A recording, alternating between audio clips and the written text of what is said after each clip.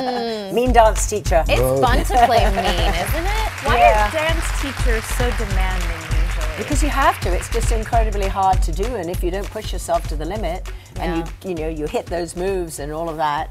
I mean, my dance teachers were pretty mean. They were. At the end of the day, you accomplish what you need to do, and then they go, push you a little further. Does this bring back old memories? Oh, I love this movie. I wanted to be exec producer and be in it right from the start because first I love Michael Damian and Janine and what they're doing, and a great script, and I love dance. And this has hip hop, ballet, modern dance, tap, Irish dance, classical tango. music.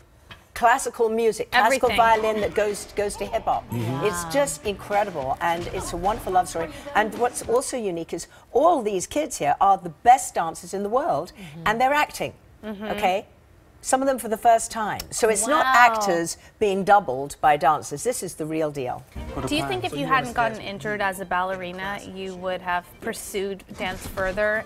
Instead, you started acting because of your injury. Well, not only my injury, but I wasn't built like Keenan Kampa. There are some bodies here that you look at those bodies, and people always say, "Oh, I want to do ballet." Well, you can look at a body and just say whether or not they should even bother. Right. Yeah, So I mean, you have to have Did natural anybody say talent. that to you when you were young? They did. And your reaction was?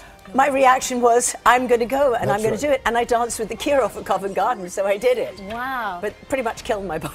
Is it true that at that time you were really sort of a struggling artist and you couldn't even afford the ballet slippers and the point shoes? That's right. My parents didn't have very much money, which is an anomaly because in England my father worked for the National Health, but he was a doctor. But anyway, to be able to go to the ballet school and to actually do the ballet classes, I needed the point shoes, and so I knew how to knit, crochet, and embroider, and so I did that, and I took them to stores when I was 15, and I got orders, and that's how I paid for it. So I was in the business. You've been an entrepreneur. Yes. Yeah. You can't help yourself.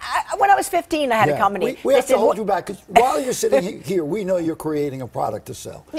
Yes. That's the way you are. That's how your brain works. Let me go back then. I try to do this every time you come in. Joyce, Penelope, Wilhelmina Frankenberg. That's very clever, yes. Wow. That's who you were. That's who I was. Yes. That's a pretty name. Yes, it's a very pretty name. Big name. Frankenstein, Frankfurter, Frankenberger. Okay, a couple of Wilma jokes. opened this door, and my mother said Penelope was pronounced Penelope. None of it worked. Penelope. No, Penelope is a beautiful name. Anyway, my grandchild is called Willa. That's one of my 5 grandchildren. Okay. Willa Mighty, Willa. after Wilhelmina, because our family all had Wilhelminas. Oh. So I think that's cool. Willa's cool. Yeah, And then- it's a different name. And the other one's called Luna. From that to Jane. No, yes. So when did you make the Henry VIII decision? Well, we didn't know about Henry VIII at the time, believe it or not, and I think I was 17 at the time, and my agent said, we can't represent you with the name Joyce Penelope Wilhelmina Frankenberg. Too long, too foreign, too difficult to spell. Wow. So I kept the initial J, Jane, same thing, and somebody came up with the name Seymour, and we went, oh, that's familiar, it's English, it's easy to remember. And then, of course, afterwards we went, oh, wait a minute, that's the obscure wife of Henry VIII. It's before they made movies about Henry VIII. This is the first time that I understood you weren't named for her. I always assumed that. Did you? No, All the times I've No, ever you done- didn't. No, Really? I assumed that you just took the name of the third wife or whatever she was. Yeah. Well, I wasn't thinking of that. Yeah.